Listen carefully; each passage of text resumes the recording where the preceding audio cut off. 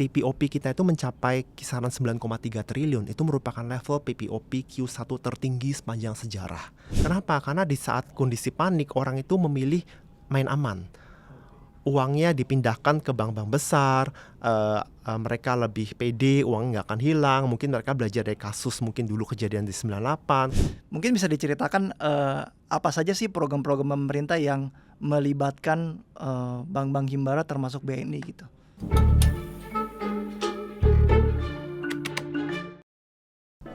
Halo teman-teman Stockbiter semuanya, kembali lagi di podcast Stockbit. Perkenalkan, saya dengan Edi Chandran selaku Lead Investment Analyst di Stockbit. Ya, today we are very honored. Kita udah kedatangan salah satu Big Four Banks di Indonesia, yaitu Bank BNI. Mari kita perkenalkan Pak Yohan Setio. Halo Bro, selamat pagi. Selamat pagi Bro Edi. Selamat pagi juga untuk teman-teman Stockbiters. Saya Yohan Setio selaku Head of Investor Relations dari Bank Negara Indonesia. Ya, oke. Jadi mungkin kita mulai yang basic-basic dulu ya. Sekalian mungkin kita mengenalkan gitu lebih dalam mengenai BBNI gitu kan. Karena mungkin kalau kita ambil contoh Big Four Banks lain gitu ya, misalkan seperti BBCA, mungkin our retail investor udah lebih familiar kayak ya BCA, bank swasta terbesar gitu kan. Kemudian misalkan contoh lain kayak BRI gitu, mungkin orang udah lebih mengenal sebagai bank mikro, bank UMKM gitu. Nah, kalau dari BBNI sendiri, gimana sih lo melihat keunikan BNI gitu? How BNI might differentiate itself gitu in terms of strategy, positioning, atau target marketnya seperti apa gitu lo ngelihatnya? Ya, untuk BNI sendiri kita itu memang sebenarnya universal bank. Namun kita sangat kuat di segmen wholesale banking, yaitu segmen korporasi dan korporasi skala menengah dan agak kecil. Kita sebutnya wholesale banking. Jadi kalau dilihat dari komposisi kredit di BNI, 75% itu dari segmen wholesale. Nah, ini unik. Kenapa? Karena segmen wholesale itu terbukti segmen yang paling resilient. Ketika kita lihat ekonomi Indonesia selalu banyak siklus up and down, kita lihat segmen wholesale itu biasanya paling jarang terjadi kredit macet atau NPL. Nah, jadi yang membuat BNI unik karena kita kuat di wholesale, maka aset quality kita itu harusnya akan lebih stabil jika di-manage dengan benar. Mungkin zaman dulu tidak selalu terlihat seperti demikian, namun dalam 5 tahun terakhir BNI terus melakukan transformasi sejak pandemi dimulai. Nah, apa yang membuat unik di BNI adalah dari style of the management team di BNI, di mana kita yakin kita merupakan salah satu bank yang sangat konservatif dalam manajemen. Kita paham bahwa BNI merupakan salah satu dari bank sistemik, 4 bank besar di Indonesia, sehingga bank ini harus dijalankan dengan aman, dengan baik, dengan prudent dan konservatif. Misalkan apa? Kalau kita melakukan pembukuan akuntansi misalkan ya, kan bank itu memberi kredit, kita harusnya setiap hari bisa mengaccrue interest income atau pendapatan bunga dari kredit-kredit itu. Namun di BNI, jika ada kredit yang sedikit aja ada masalah, misalkan kita restrukturisasi atau nasabahnya terlambat bayar 1-2 hari, kita langsung stop accrual interest income. Nah, ini penting. Mungkin teman-teman pernah lihat dulu ya, ada suatu saat ketika ada nasabah besar yang mungkin gagal bayar atau telat bayar, lalu bank itu melakukan reversal atau pembalikan interest income. Itu menyebabkan profitabilitas mereka tiba-tiba jadi yo-yo, up and down, mendadak. Di BNI sangat jarang terjadi seperti itu karena kita akan tiba-tiba stop accrue interest income. Jadi kita konservatif dari sisi akuntansinya. Kedua, sebagai bank besar kita harus senantiasa tuh menabung, kita sebut tuh pencadangan atau CKPN, cadangan kerugian penurunan nilai. Di BNI kita selalu memonitor berapa besar total CKPN di balance sheet kita kumulatif dibandingkan dengan total kredit. Nah, saat ini kita rasionya di sekitar 4%. Itu merupakan salah satu yang tertinggi. Dari 100 kredit yang kita berikan, 4 kita cadangkan. Ya. Nah, ini rasio ini merupakan yang salah satu yang tertinggi di antara peers dan itu sangat bagus. Artinya apa? Jika kondisi ekonomi tiba-tiba berbalik arah, kita tidak harus drop dari sisi laba rugi karena kita bisa memakai cadangan tersebut. Nah, yang ketiga dari sisi manajemen sehari-hari, kita ini juga sangat konservatif dari sisi likuiditas. Kalau di bank itu kita mengenal rasio namanya LDR, loan to deposit ratio. Ya. Dari 100 deposit yang kita dapat, berapa banyak yang kita salurkan sebagai kredit. Di BNI rasio itu hanya 82%. Dengan kata lain kita punya 18, selisihnya itu extra buffer for liquidity. Ya. Kalau tiba-tiba terjadi penarikan dana atau tiba-tiba ada permintaan kredit dalam skala besar, kita bisa pakai buffer tersebut. Ini merupakan rasio LDR yang paling sehat kedua di antara bank besar di Indonesia. Di saat bank-bank kebanyakan maunya di atas 90, kita di 80-an kecil, terakhir 82. Ya. Nah, terakhir yang membuat BNI unik adalah hasil dari ini semua transformasi membuat BNI ini mungkin pendapat kami adalah BNI merupakan the most improved bank in the past 5 years di antara bank besar di Indonesia. Oke. Menarik ya, tadi lo udah mention soal transformasi, kemudian most improved bank gitu kan. Mungkin bisa diceritain nggak kalau kita bandingin BNI yang sekarang gitu loh ya, BNI 2025, 2026 dengan BNI yang terdahulu lah, let's say kita ambil periode sebelum COVID gitu kan.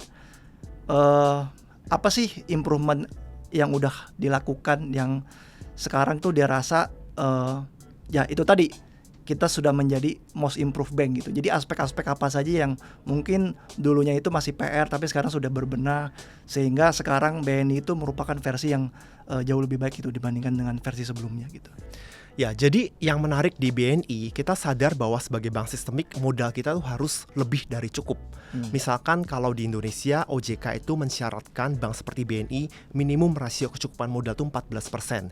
Kira-kira simpelnya gini, dari 100 aset yang kita pegang, kita harus punya equity 14. Nah, di BNI waktu kita sebelum transformasi, sebelum pandemik itu kita hanya 17%. Dengan kata lain buffer itu tipis. Sekarang kita itu rasionya sudah di atas 21%. Jadi buffernya jauh lebih tebal. Nah, impactnya apa? Kalau bank itu modalnya semakin tebal, selain bank ini lebih sehat, lebih stabil, kita juga bisa lebih menyalurkan kredit dalam size yang lebih besar.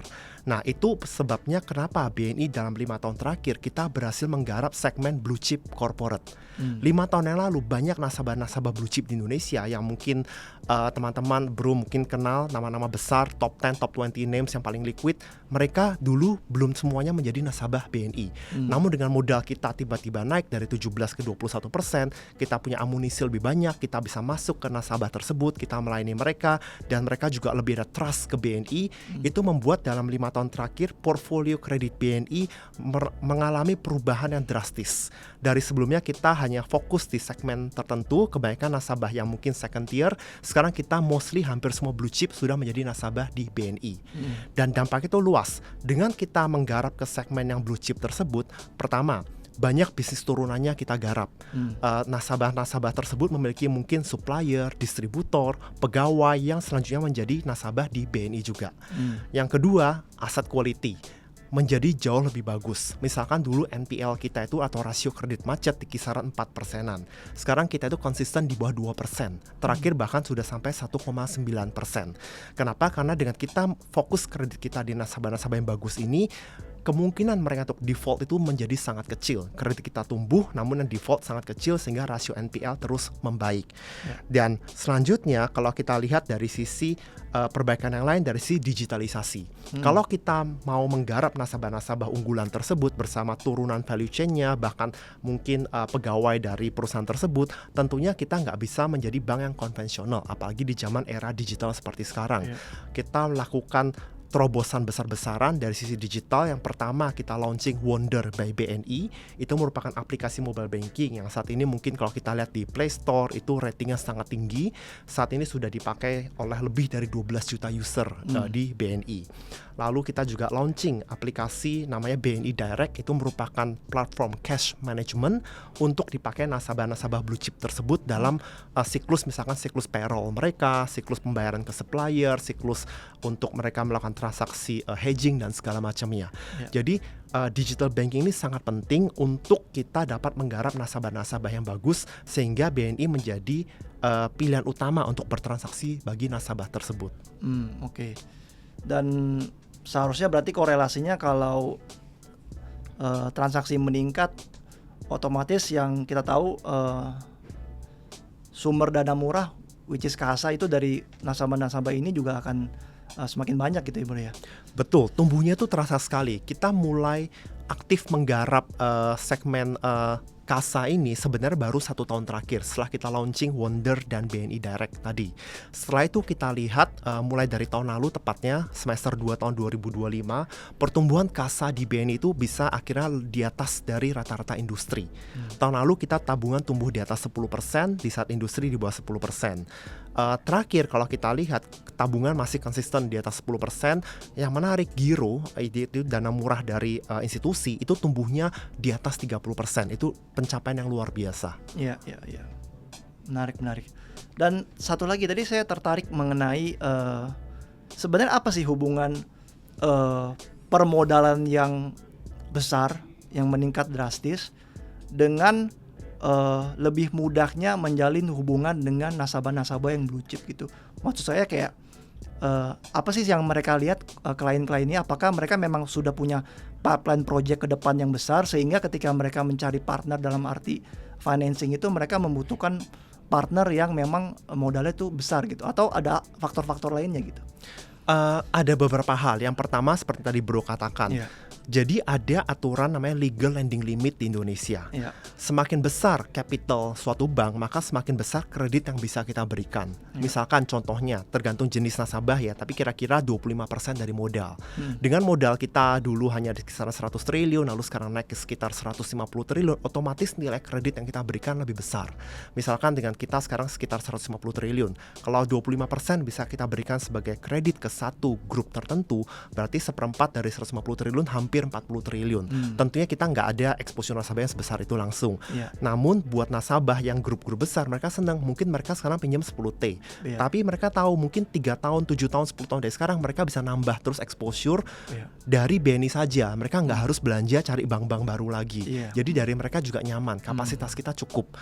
Selain permodalan yang tadi saya sebut likuiditas, dengan LDR atau loan to deposit ratio kita di sekitar 80%-an, setiap saat nasabah itu tiba-tiba membutuhkan tambahan kredit, kita siap dengan dana atau likuiditas tersebut. Ya. Jadi memang buat mereka juga lebih convenient ya, karena kedepannya kalau memang masih ada kapasitas dari partner yang sudah bekerja sama, ya ngapain cari yang baru lagi gitu kemungkinan. Betul. Itu mungkin contoh menarik ketika waktu Global Financial Crisis tahun 2008. Sebelum Global Financial Crisis, banyak perusahaan blue chip di Indonesia, mereka itu banyak berpartner dengan bank-bank yang tidak hanya lokal, namun juga dengan bank yang asing dan regional, semi Indonesia, semi asing gitu. Namun yang terjadi waktu Global Financial Crisis, capital itu menjadi rare buat bank-bank asing tersebut, dan mereka ada instruksi buat seluruh cabang, semua entity di negara-negara lain untuk mereka mengurangi exposure kredit. Mereka try to preserve the capital. Akibatnya apa? Banyak bank-bank itu yang bahkan di Indonesia, mereka bicara ke nasabah-nasabah blue chip tersebut bahwa mereka tidak bisa komit melanjutkan kredit. Mereka harus terminate, mereka harus pindahkan kreditnya ke bank lain. Nah, itu membuat tidak nyaman bagi si nasabah.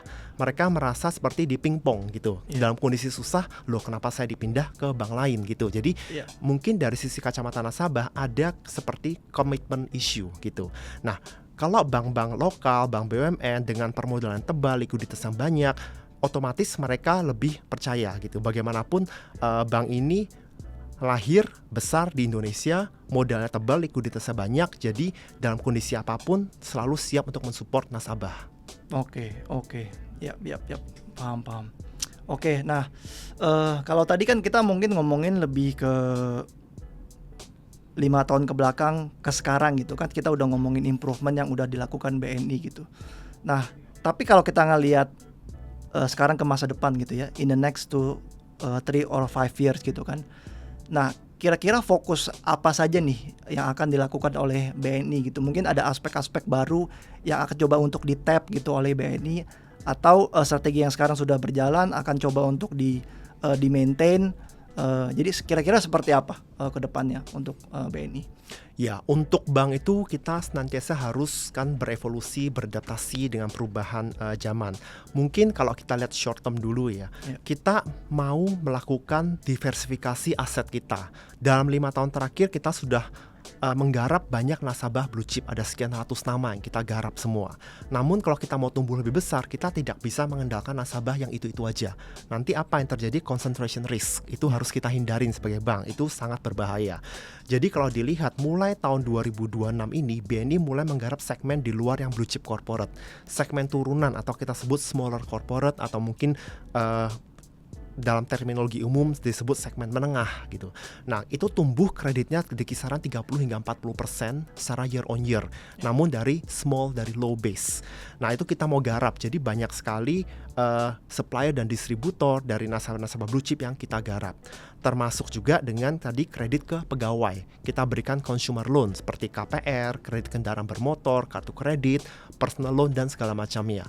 Jadi kalau kita lihat setelah kita berhasil memperoleh nasabah blue chip tersebut, kita berusaha menangkap payroll atau rekening gaji dari para pegawai perusahaan tersebut. Jumlahnya ada jutaan. Nah, sebagai gambaran, biasanya payroll BNI itu di kisaran 3-4 juta payroll account, jumlah rekening gaji yang kita manage. Tahun ini kita sudah nembus hampir 5 juta, jadi naiknya itu hampir 2 juta dalam 2 tahun terakhir.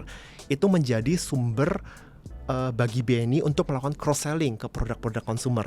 Kalau kita ngasih kredit consumer seperti KPR, kredit kendaraan bermotor, atau kartu kredit ke nasabah yang pendapatannya itu volatile, atau mungkin mereka kita sebut bukan pegawai, tentunya risiko lebih besar. Kalau kita fokusnya ke segmen yang pegawai, rekening gaji ada di kita, lebih aman. Tiap tahun, tiap bulan kita bisa melakukan automatic deduction dari rekening gaji tersebut. Itulah strategi BNI untuk melakukan diversifikasi aset kita, namun tetap prudent dari sisi manajemen risiko. Yang kedua, kalau kita mau tumbuh terus di aset, tentu harus diimbangi dengan funding atau pendanaan kita di sisi liability. Nah, kita melihat saat ini market share BNI untuk DPK atau dana pihak ketiga itu di kisaran 9-10%. Kita belum puas, kita mau ini harus kita turbocharge tumbuhnya. Maka itu kita launching digitalisasi BNI Direct dan Wonder. Dan kita lihat dalam 1 tahun terakhir pertumbuhan giro dan tabungan kita itu selalu yang tertinggi di industri. Kita lihat per Maret ini tabungan kita tumbuh 10%, giro kita tumbuh di atas 30%, dan menarik, cost of fund dari DPK tersebut, jadi biaya bunga yang kita bayarkan itu malah turun. Jadi cost of fund dari DPK saat ini kisarannya di sekitar 2,5%, itu turun sekitar 25 basis point dibanding tahun lalu. Nah, ini kan menarik di saat kita dengar suku bunga trennya naik, ternyata malah suku bunga DPK di BNI itu malah menurun. Itu membuktikan bahwa untuk memperoleh dana pihak ketiga tersebut, kita tidak harus bayar premium. Kita berhasil meyakinkan nasabah bahwa mereka bertransaksi aja secara rutin di BNI, kita membantu mereka dari sisi convenience to do transaction, sehingga nasabah tidak terlalu mengharapkan imbal hasil bunga. Bahkan bunga kecil pun mereka oke, karena saat ini mau transaksi apapun lewat Wonder gampang, lewat BNI Direct gampang. Itu yang kita garap. Terakhir, yang paling penting adalah kita berusaha menginstitusionalkan transformasi di BNI. Selama 5 tahun terakhir ini, seluruh pihak di BNI sudah bekerja keras melakukan perbaikan dari sisi aset, dari sisi liabilities, dari sisi permodalan. Namun kita tahu bahwa manajemen itu selalu berubah-ubah. Ada batasnya, kalau di BUMN maksimum 10 tahun sebagai direksi. Kita maunya setiap ada pergantian manajemen, arah transformasi BNI tetap berjalan, sehingga kita berusaha institusionalkan, kita bangun talent-talent yang bagus dari bawah, sehingga bisa suatu saat menggantikan yang di atas ini. Oke.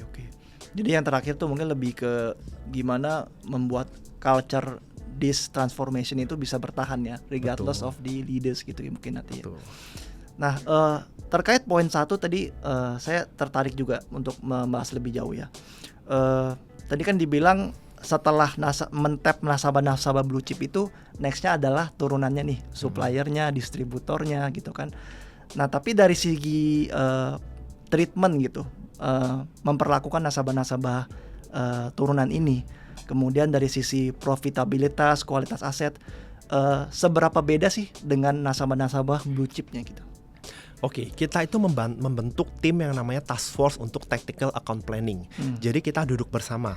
tim di corporate banking, mereka membuat mapping atau pemetaan siapa business partner dari nasabah blue chip A. Siapa supplier dan distributornya, mana yang potensinya besar untuk digarap, mana yang sudah digarap bank lain, namun kita bisa memberikan penawaran yang lebih bagus. Jadi mappingnya itu jelas, pertama task force-nya. Kedua, ketika masuk menemui nasabah tersebut, kita sudah datang dengan value proposition.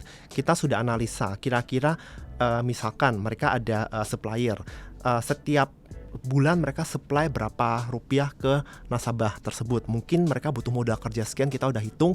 Jadi kita datang ketemu nasabah, kita tidak hanya bersilaturahmi aja, namun kita sudah jelas kita bisa memberikan kredit nilai sekian yang cukup untuk mungkin mengcover working capital mereka selama berapa bulan, suku bunga kita sekian, dan kita tawarkan bahwa suku bunga tersebut bisa turun kalau nasabah tersebut semakin banyak memberikan bisnis ke BNI. Misalkan semakin sering mereka bertransaksi, semakin banyak pegawai mereka yang pindah rekening gaji ke BNI, semakin banyak mungkin transaksi forex di kita. Jadi kita menghitung dari sisi total profitability analysis dari satu nasabah.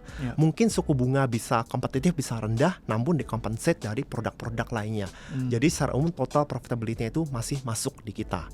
Nah, service-nya itu kita benar-benar pikirkan tergantung level of sophistication dari nasabah tersebut, kita kirim tim yang tepat dan mereka maju bersama-sama. Jadi ketika kita BNI datang ke nasabah turunannya tersebut, kita menawarkan tidak hanya kredit untuk misalkan modal kerja bagi perusahaan tersebut, namun ada tim consumer banking yang menawarkan ini loh KPR, ini loh kartu kredit, ini produk wealth management buat direksi atau owner dari perusahaan tersebut. Kita datang sebagai satu tim bersamaan. Jadi nasabah senang, mereka melihat BNI sebagai satu one stop solution. Nggak harus ketemu A, ketemu B, ketemu C lain hari, nggak usah, semua datang bersamaan. Itu merupakan solusi yang sangat dihargai oleh nasabah. Apalagi biasanya penyakit perusahaan semakin besar atau bank semakin besar adalah silo mentality. Makin besar si A corporate banking ketemu, tim commercial banking nggak ketemu, consumer jalan sendiri. Sekarang kita jalan sebagai satu kesatuan. Itu merupakan nilai tambah tersendiri bagi nasabah. Nah, kalau dari aspek kualitas sendiri, kualitas asetnya sendiri gimana? Kayak misalkan di bayangan saya ya, dengan si nasabah ini adalah merupakan turunan dari nasabah blue chip, baik itu dia suppliernya atau distributornya. Artinya kan kalau misalkan si nasabah blue chipnya itu mengalami masalah, berarti turunannya kan juga kemungkinan besar akan terdampak gitu. Nah, bagaimana BNI memitigasi resiko tersebut gitu? Ya, betul. Jadi kita mulai dari selected industry sector dan selected players. Kita ada mapping kira-kira ada 10 sektor dan pemain utamanya yang mau kita garap. Kita fokusnya di sana dulu. Nanti kalau sudah baru nanti ke yang lainnya. Nah, tentunya dengan kita menggarap turunan dari korporasi tersebut, itu namanya concentration risk juga kan ya. Kalau si prinsipalnya collapse, tiba-tiba yang lain juga terdampak gitu. Otomatis ke sana. Itu makanya kita juga ada internal appetite untuk exposure kredit ke satu sektor tertentu. Itu kita batasi dan dimonitor setiap 3 bulan sekali. I see. Jadi secara sektoralnya juga memang dianalisa dan dimonitor juga gitu ya. Betul. Oke. Nah, mungkin my next question adalah kita ngomongin future tapi yang lebih deket nih bro. Karena tadi kan mungkin 3 to 5 years ke depan gitu ya. Nah, kalau 2026 sendiri dari BNI gimana ngelihat ya? Apakah target-target yang diumumkan itu, guidance yang diumumkan itu masih dipertahankan so far gitu? Gimana BNI melihat resiko dalam jangka waktu dekat ya, terutama dengan kenaikan harga energi gitu? Gimana BNI lihatnya? Ya, mungkin kalau kita visibilitas itu memang sangat challenging ya di kondisi saat ini. Mungkin kita lihat dari actual result dulu selama Q1 2026 dan nanti kita lihat bagaimana untuk full year visibilitas kita. Kalau kita lihat result kita di Q1 2026, kita sangat bangga. Kalau kita lihat core profit atau PPOP, jadi revenue minus operating expense, PPOP kita itu mencapai kisaran 9,3 triliun. Itu merupakan level PPOP Q1 tertinggi sepanjang sejarah. Year on year kita tumbuh 12% dan pertumbuhan PPOP 12% itu tertinggi di antara bank-bank besar di Indonesia. Kenapa PPOP kita bisa tumbuh sangat tinggi di Q1 ini? Karena satu, pertumbuhan kredit kita juga bagus. Kredit kita berhasil tumbuh 20%, fee income kita juga naik di kisaran 12% secara year on year. Jadi memang kontribusinya tuh dari semua aspek, baik dari sisi kredit dan non kredit. Nah selanjutnya kita juga melihat hal menarik dari result kita di Q1 adalah kita berhasil gain market share. Market share kita untuk DPK itu tumbuh. Jadi DPK kita itu tumbuhnya kan tadi tabungan di kisaran 11%, giro di kisaran 30%-an, itu jauh di atas industri. Jadi perlahan-lahan market share kita di DPK itu makin besar. Dan dampaknya itu nasabah juga makin loyal ke BNI, sehingga waktu kita melakukan repricing turun di suku bunga giro, tabungan, dan deposito, nasabah nggak lari. Jadi cost of fund dari DPK kita tuh turun sebesar 25 basis point year on year. Misalkan apa? Tabungan. Tahun lalu tabungan kita sempat bayar tuh sekitar 1,1% cost of fund untuk tabungan. Sekarang kita hanya bayar sekitar 90 basis point atau turun 20 basis point dalam 6 bulan terakhir. Namun demikian pertumbuhan tabungan masih bisa di atas industri. Ini merupakan fenomena yang unik di mana nasabah sudah menjadi loyal ke BNI, tidak terlalu melihat imbal hasil yang kita berikan ke mereka. Nah, hal yang menarik dari kinerja Q1 lain adalah asset quality terus membaik. Kita melihat memang banyak kejadian-kejadian yang kurang mengenakan di global, di domestik. Namun kita lihat rasio NPL kita berhasil turun, tahun lalu di kisaran 2%-an, tahun ini hanya 1,9%. Nah tentunya dengan volatilitas yang terjadi di Timur Tengah, dampaknya ke Indonesia akan makin terasa dalam beberapa bulan ke depan, sehingga BNI memilih untuk sangat konservatif. Di saat tadi PPOP atau core profit kita tumbuh 12%, pencadangan kita atau CKPN itu kita naikkan tinggi sekali, naiknya itu 37% year on year. Intinya kita berusaha untuk konservatif, kita nggak boleh terlalu pede. Kita tahu kondisi saat ini baik-baik saja, kedepannya kita nggak tahu, pencadangan kita bikin tebal sekali, sehingga kalau nanti tiba-tiba kondisi benar-benar memburuk, laba kita tuh nggak akan drop. Kita perencanaan seperti itu. Kalau kondisinya baik-baik saja, bagus, berarti cadangan ini bisa kita rilis menjadi tambahan profit yang bisa menjadi positive surprise buat investor nantinya. Itu merupakan konservatisme dari manajemen tim. Bagaimana kita melihat mengenai pencapaian Q1 dengan full year? Untuk kredit kita tumbuh sudah 20% di Q1. Menurut kita dengan kondisi ekonomi global dan domestik seperti ini, kita mau sedikit ngerem. Kita mungkin tumbuh di kisaran 10%-an aja. Lalu dari sisi credit cost atau pencadangan tadi, karena kita sudah pupuk di awal, menurut kita kedepannya nggak akan naik dibanding Q1. Dengan kata lain, apa yang sudah kita capai di Q1 kita mau pertahankan untuk full year ini. Itu kira-kira yang kita mau capai untuk full year 2026 ini. Terakhir tadi pertanyaan mengenai bagaimana kita mengantisipasi ya dampak dari volatilitas seperti harga minyak, pelemahan kurs dan segala macam. Di bank itu kita melakukan yang namanya stress test. Kita mau melihat dalam kondisi ekstrim apakah bank ini masih fungsional, apakah kita masih punya likuiditas, apakah kita masih bisa memberikan kredit dan lain-lainnya. Bukan untuk memforecast profit, tujuannya itu. Asumsi yang kita pakai sebenarnya sudah sangat konservatif. Misalkan minyak itu kita asumsinya mendekati $150 per barel, kurs itu kita asumsinya di atas Rp20.000 untuk average sepanjang tahun ini. Bond yield atau risk free rate asumsi kita tuh di atas 9%. Jadi udah sangat konservatif dari banyak hal. Dan kita lihat pertama dari sisi permodalan, CAR kita saat ini kisarannya sekitar 21%-an. Itu akan drop otomatis karena mungkin ada mark to market loss dari bond portfolio atau profitabilitas yang menyusut. Namun CAR setelah stress test tersebut masih di atas permintaan OJK yang 14%. Jadi kita sangat confident dengan permodalan kita.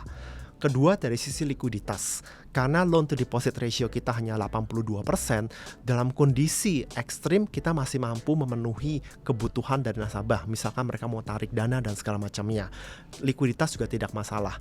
Dan dari sisi profitabilitas, meskipun kita nggak berusaha memforecast profit, namun kita melihat bahwa kita masih bisa mencatatkan positif profit ya mungkin sekitar ya couple triliun rupiah seperti zaman pandemik dulu, memang drop namun nggak sampai loss, nggak sampai negatif. Ini penting buat bank karena kalau sampai bank itu bottom line-nya itu loss, itu menjadi trust issue buat nasabah, kan nggak bagus juga.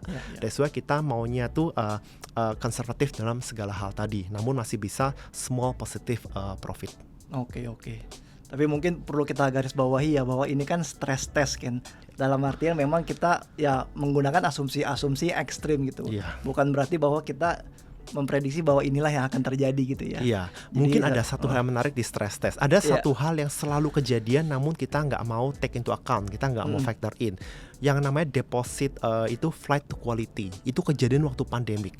Selama tahun 2020-2021, DPK yang mengalir ke BNI dan bank-bank besar lainnya, kalau dilihat datanya itu kencang sekali. Kenapa? Karena di saat kondisi panik, orang itu memilih main aman. Oke. Uangnya dipindahkan ke bank-bank besar, mereka lebih pede, uang nggak akan hilang. Mungkin mereka belajar dari kasus mungkin dulu kejadian di 98, kejadian di 2008. Deposit quality ini berpotensi menimbulkan inflow yang besar ke balance sheet kita, likuiditas berlimpah, dan cost of fund bisa turun. Itu beneran kejadian di setiap krisis. Nah, itu kita tidak take into account di stress test ini, karena kita pengennya stress test itu adalah perfect storm terjadi at the same time. Ya. I think moving on ke topik terakhir ya yang saya sudah siapkan nih. Kita belum ngomongin tentang obviously BNI sebagai salah satu bank himbara gitu ya. Hubungannya dengan keterlibatan dengan program-program pemerintah gitu. Mungkin bisa diceritakan apa saja sih program-program pemerintah yang melibatkan bank-bank himbara termasuk BNI gitu. Ya, kita sebagai bank, jadi kita tuh melihatnya lebih dari aspek ESG, dari sisi environmental, social, and governance, terutama aspek sosial. Kita ini bank di emerging market, di negara yang masih berkembang. Aspek sosial tuh banyak sekali yang kita bisa berkontribusi tanpa mengabaikan profitabilitas. Nah, itu terlihat misalkan dari sisi penyaluran kredit mikro atau KUR, kredit usaha rakyat. Kita aktif menyalurkan, namun kita batasi jumlahnya dalam batas yang wajar. Jadi saat ini KUR itu kira-kira sekitar 3% dari portfolio kredit kita. Relatif kecil, namun kita aktif berpartisipasi. Kenapa kita nggak mau terlalu besar? Karena KUR ini kan program yang term and condition-nya di luar kontrol dari kita. Pricingnya bisa sewaktu-waktu diganti oleh pemerintah.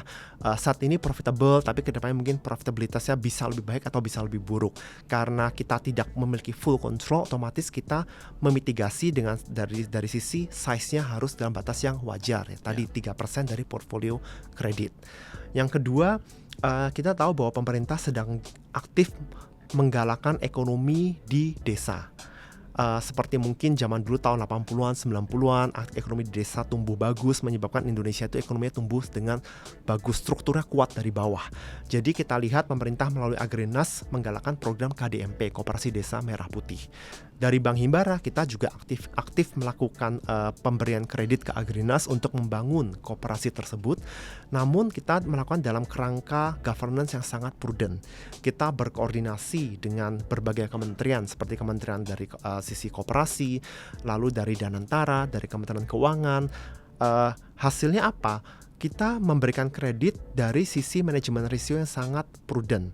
Artinya apa? Kita berikan kredit ke Agrinas untuk membangun koperasi tersebut. Nanti ketika koperasi sudah selesai, ada berita acara serah terima, sumber pembayaran akan datang langsung dari APBN. Nah, ini penting sekali karena sumber pembayaran datang dari APBN dan size dari program kredit Agrinas ini atau program kredit Koperasi Desa Merah Putih ini relatif kecil dibandingkan nilai APBN. Jadi pemerintah memiliki kapasitas untuk melakukan pembayaran. Secara structure harusnya tidak ada isu di sana. Lalu dari sisi suku bunga juga udah diatur 6% dalam batas yang wajar, mendekati risk free atau government bond yield. Namun resikonya kan sangat minimum. Itu kira-kira mirip dengan sovereign risk karena sumber pembayaran dari APBN. Low risk, low return, decent margin. Itu yang kita lihat. Kita aktif berpartisipasi dengan tetap menjaga profitabilitas dalam batas yang wajar. Berapa besar kreditnya? Kita berikan senilai 55 triliun sampai dengan Maret 2026 ini, atau kira-kira senilai 5 atau 6% dari total portfolio kredit kita. Jadi kombinasi dari KUR dan kredit ke Agrinas untuk koperasi, combine tuh 3 plus 6 kira-kira 9% dari portfolio kredit kita. Terakhir mungkin program besar pemerintah lain adalah terkait MBG, makan bergizi gratis. Ini yang unik. Kalau program lain tadi kita aktif memberikan kredit, MBG ini kan sebenarnya dana dari pemerintah banyak sekali ya, PBN-nya kan ya. Jadi justru kita tuh net beneficiary dari sisi DPK, operating account, dari sekian banyak dapur-dapur MBG tersebut, kita membukakan virtual account, rekening giro dan segala macam, sehingga rekening giro yang kita peroleh itu nilainya besar, triliunan rupiah. Itu menjadi sumber DPK yang sehat dan sustain buat kita.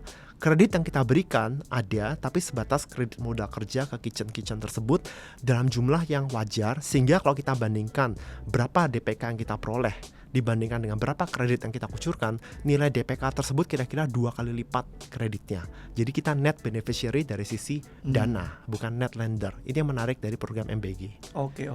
Tapi kalau yang koperasi itu karena mereka di manage under Agrinas, berarti kalau secara transaksi apakah ada peluang transaksinya itu bisa dihandle oleh BNI atau enggak ya? Ya, transaksi juga kita berusaha meng-create namanya closed loop ecosystem. Iya. Jadi Agrinas ini nanti akan melakukan procurement kan ya, untuk misalkan pembelian semen, besi, Iya. mungkin juga termasuk mungkin cold storage dan segala macamnya. Nah, kita otomatis akan melakukan mapping siapa supplier-supplier tersebut, kita bukakan rekening BNI. Jadi ketika Agrinas melakukan pembayaran, uangnya masuk ke BNI lagi. Closed loop ecosystem. Oke. Jadi DPK-nya nggak bocor keluar. Dan terakhir akhir tahun lalu itu kan pemerintah sempat melakukan injeksi ya, penempatan dana ke Himbara gitu, yang mana kemudian ditambah seingat saya di awal tahun, walaupun sebagian itu ada di withdraw ya dari pemerintah gitu kan. Benar nggak sih bahwa dana ini kan sebenarnya bisa digunakan untuk program-program pemerintah juga gitu ya? Dan yang saya dengar juga ada potensi withdrawal kembali gitu dari pemerintah gitu kan. Gimana sih BNI mungkin bisa diceritakan gitu dinamikanya, kemudian apakah resiko withdrawal kembali ini sudah di-expect gitu oleh BNI gitu. Iya, jadi cara kita memandang program pemerintah yang kredit tadi dan penempatan dana pemerintah itu seperti kita diberikan kesempatan, namun kita diberikan amunisi di awal yang tidak selamanya permanen. Jadi misalkan tadi tahun lalu sekitar kuartal 4 ada pembicaraan mengenai kredit ke Agrinas KDMP ini yang size-nya 55 triliun. Bank waktu itu tidak memiliki DPK atau likuiditas yang memadai, sehingga dari Kementerian Keuangan menempatkan dana. Dari dana tersebut kita bisa memberikan kredit. Namun dengan harapan kita over time kita membangun basis liabilitas dana yang lebih kuat, sehingga ketika dana ini nanti ditarik oleh Kementerian Keuangan lagi, kita sudah punya uangnya. Nah, jadi dengan kata lain kita dikasih kesempatan bisnis, low return low risk, decent margin, awalnya ditalangin dulu, namun eventually kita harus independen, harus mandiri dapat dananya, kita dikasih waktu. Nah, waktu bulan September tahun lalu kita dikasih dana dari Kemenq, bulan Maret udah mature dan diperpanjang lagi dalam bentuk deposit on call, artinya sewaktu-waktu bisa ditarik. Nah, untungnya dalam 6 bulan terakhir ini kita berhasil membangun basis pendanaan yang kuat. Nah, yang tadi saya sebutkan bahwa tabungan kita tumbuh 11%, giro kita tumbuh 30%-an, sehingga loan to deposit ratio kita hanya 82%. Yang artinya apa? Dana Kemenq di kita saat ini size-nya itu sekitar 68 triliun atau sekitar 7% dari DPK kita. Kalau mendadak ditarik, LDR kita yang 82% akan naik 82 plus 7 jadi 89. Itu masih sangat cukup, karena berarti dari 100 DPK dana pihak ketiga, 89 kita seruan kredit, masih ada buffer 11. Nah, itu bagaimana kita melihat ini. Ada kesempatan kredit dari awal, kita berterima kasih dapat pendanaan di awal, namun kita bangun basis pendanaan yang lebih stabil over time. Iya. Jadi dengan rasio LDR yang naik dari 82 ke 89, sebenarnya somehow in a way mungkin udah expect juga ya bahwa akan ada resiko ditarik kembali ya, penempatan ini ya. Betul, kita nggak boleh istilahnya manja, dikasih dana kita berpikir nih asumsinya nih forever di sini, nggak bisa. Kita kan PT gitu kan ya, ada modal sendiri, ada aset, ada liabilities, ada istilah bantuan dari Kemenq untuk kita menyalurkan kredit. Kita harus sadar bahwa bantuan ini tidak selamanya di sana. Gitu. LDR di bank itu biasanya di kisaran sekitar 90-92. Nah, kenapa kita running 82? Karena kita mau tadi buffer likuiditas. Oke. Pertanyaan dari gue sih udah cukup sih bro. Mungkin dari lu atau dari BNI ada some closing remarks gitu untuk our retail investors? Oke, baik. Ini thank you banget atas waktunya. Jadi memang menarik, BNI ini seperti tadi Bro katakan, bank yang mungkin masih belum terlalu dikenal oleh retail investors. Yeah. Memang sebenarnya kalau kita lihat basis pemegang saham kita juga sangat berat di institusi. Jadi misalkan institusi asing aja itu sempat memiliki sekitar hampir 70% dari free float saham BNI. Investor retail nggak terlalu besar, namun kita berharap basis investor retail itu semakin besar. Kita yakin bahwa BNI ini sudah melakukan transformasi, sudah jalan setengah jalan, capital kita sudah, permodalan sudah kuat, likuiditas sudah berlimpah, lalu dari sisi portfolio kredit kita jauh lebih kuat, dan sekarang kita berusaha masuk ke stage 2 transformasi, penguatan jaringan kita, jaringan cabang-cabang, kita ingin menambah market share untuk DPK, ujung-ujungnya cost of fund kita akan turun, margin kita akan lebih tebal, dan profitabilitas akan improve. Jadi kita yakin bahwa BNI ini downside risk sangat limited, upside potential menurut kita besar. Begitu ekonomi Indonesia mulai terlihat turn around, kita akan lihat dampak ke profitabilitas di BNI ini sendiri. Dan kita senantiasa rajin membayar dividen ya. Tahun lalu kita bayar dividen payout 65%, 2 tahun lalu juga sama 65%. Dan dengan permodalan kita yang tebal ini, mungkin untuk beberapa waktu ke depan kita masih bisa maintain dividen payout yang tinggi ini, sehingga dividen yield juga harusnya cukup menarik buat para investors. Oke, sip. Thank you so much. Menarik ya untuk terus memonitor transformasi BNI ke depannya gitu ya. Dan wish you all the best dan good luck untuk BNI ke depannya. Terima kasih. Ya, thank you. Thank you teman-teman semua yang udah nonton. Kita ketemu lagi di podcast kita selanjutnya.